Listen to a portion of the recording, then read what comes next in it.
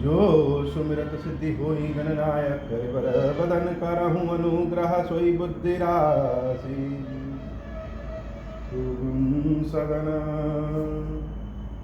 बंदऊ गुरुपद पदुम परागा सूरज सुबास सरस अनुरागा मंगल भवन अमंगल हारी उमा सहित जहि जपत पुरारी सुमिर सेवा शिव पाई पसाऊं बरनऊं राम चरित चित चाऊं पानी ग्रहण जब कीन महेशा यह से तब सकल सुरेशा कवन सो काज कठिन जग माही जो नहीं होई तात तुम पाही राम काज लगी तब अवतारा सुनत ही भयं पर्वताकारा।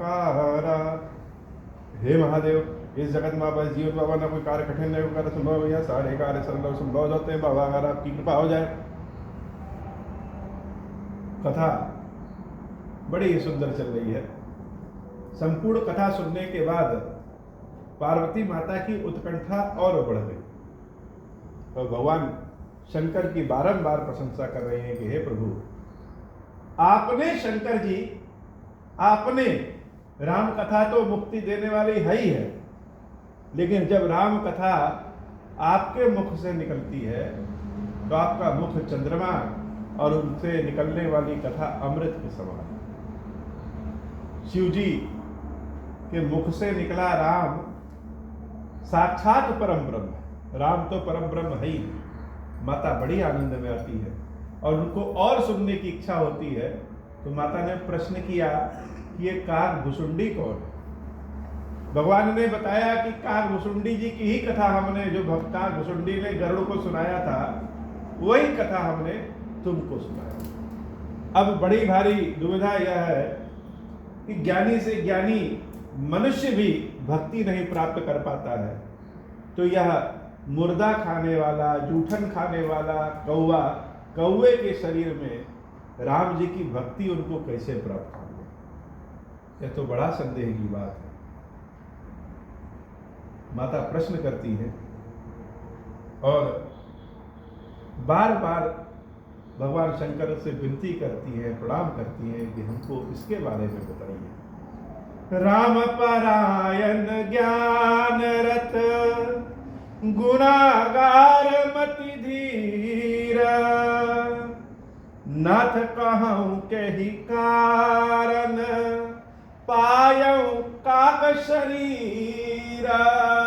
राम जी तो भवसागर से मुक्त करने वाले हैं और उनका भक्त जो ज्ञान भी रखता है, वैरागी भी है, भगवान की ललित भक्ति भी है। आप स्वयं उनसे कथा सुनने जाते हैं, ऐसा भक्त है और वह कौवे का शरीर तो आ गया, कैसे, किस प्रकार से? तो जो प्रश्न है वह प्रश्न के विभिन्न चरण हैं।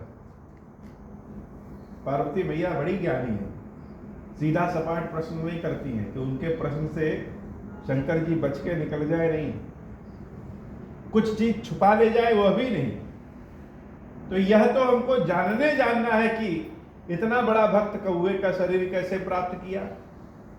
और सिर्फ यही नहीं जानना है, यह भी जानना है कि जो स्वयं ईश्वर है, हे महादेव, आप स्वयं ईश्वर है। मुख से राम निकाले तो राम जी सामने प्रकट हो जाए। आप राम के आराध्य और राम आपके आराध्य। जो सबको कथा सुनाने वाला, जो ज्ञान देने वाला है, वो आप भगवान शंकर। आप किस लिए गए गरुड़ जी और काकभुसुंडी जी के बीच की कथा सुनने? काकभुसुंडी से कथा सुनने क्यों गए? यह भी एक बड़ी कारण है।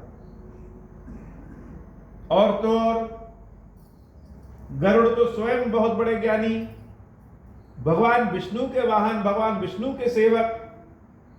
तो जो स्वयं भगवान विष्णु के पास है, वह राम की कथा सुनने काकभुसुंडी जी के पास गया, यह भी बड़ी अचरज की बात है। तो पहला तो यह बताइएगा कि आप किस लिए कथा सुनने गए।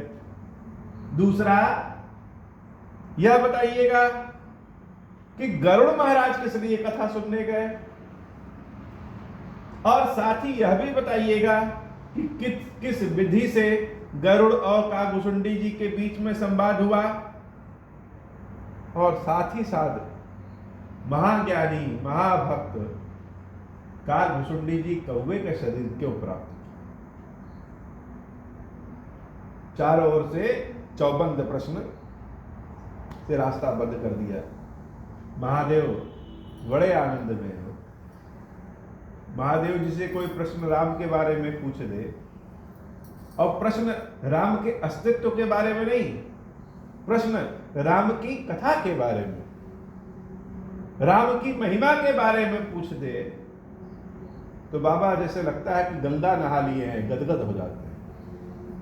क्या दे दें, ऐसा उनका मन हो जाता है। एकदम बम बम बोले हो गए और बड़े आनंद के भाव में फिर से पार्वती मैया को कह दिए,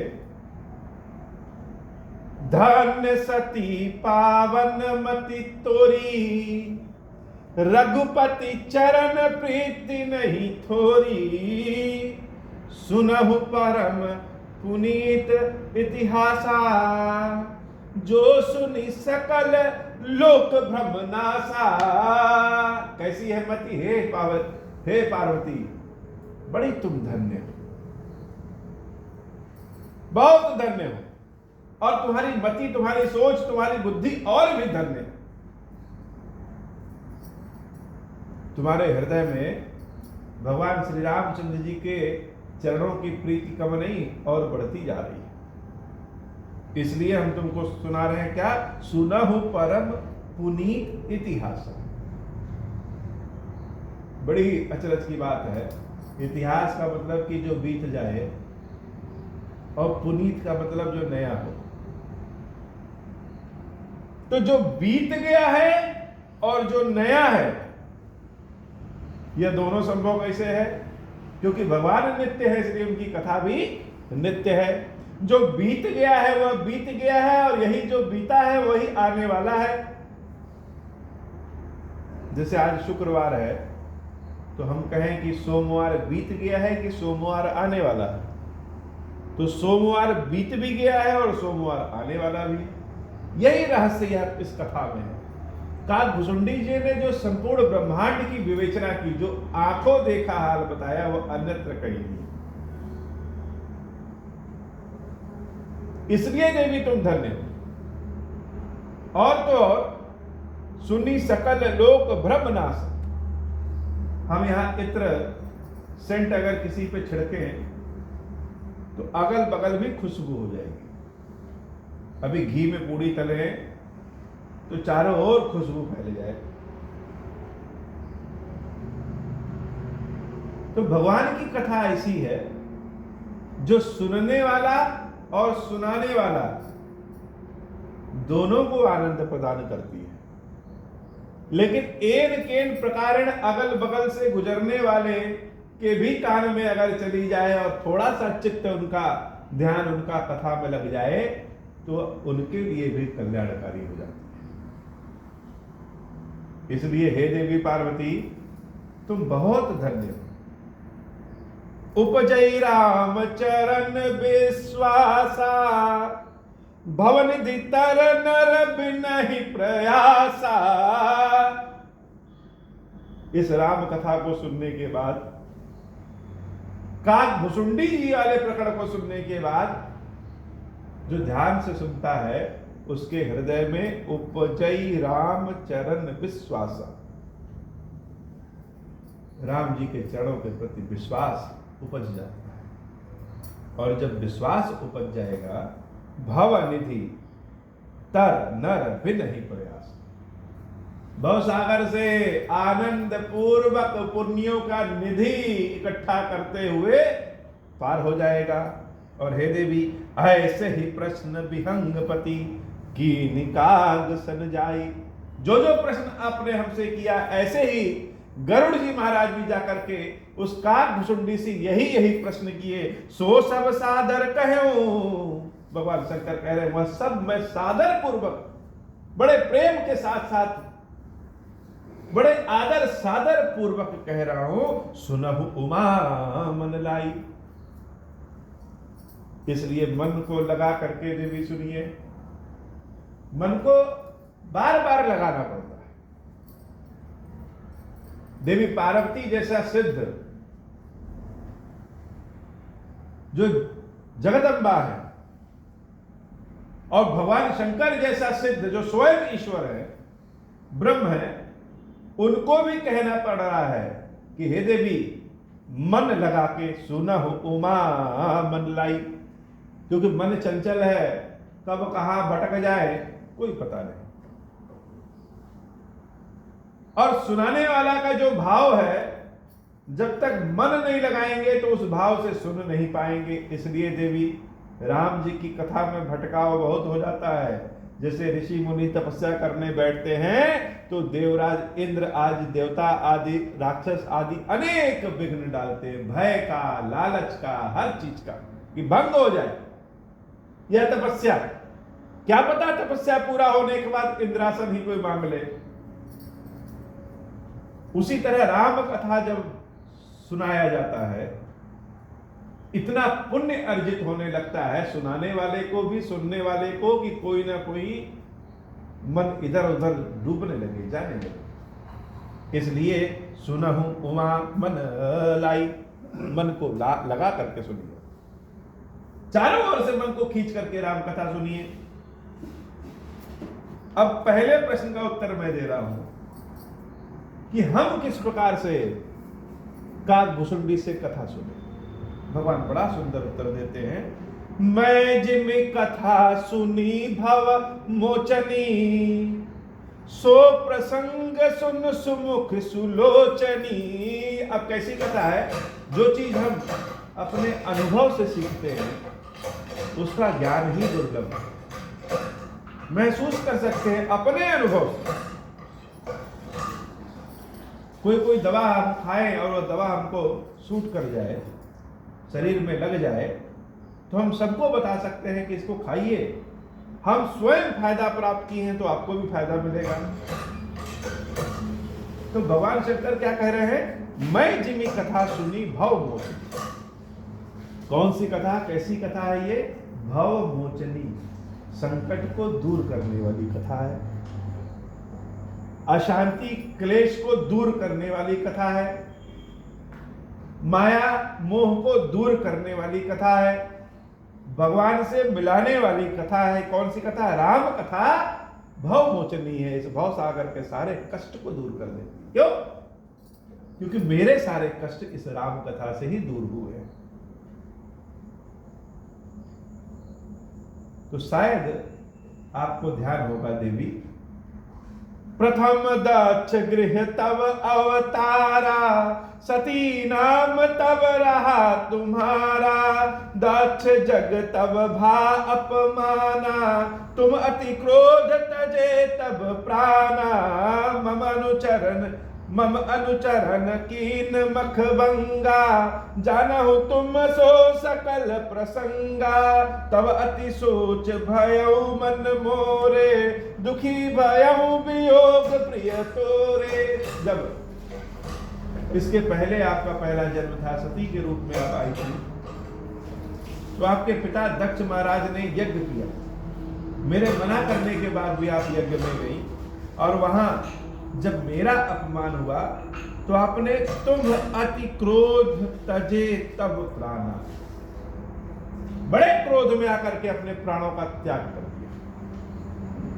जब त्याग कर दिया तो हाहाकार मच गया। मेरे जितने गण अनुचर हैं उन्होंने उस यज्ञ को भंग कर दिया। मम अनुचरण की नमक भंगा, जानहु तुम सो सकल प्रसंगा। यह कथा मैं आपको सुना चुका हूं हे देवी, इसलिए इस कथा को आप जानती हैं।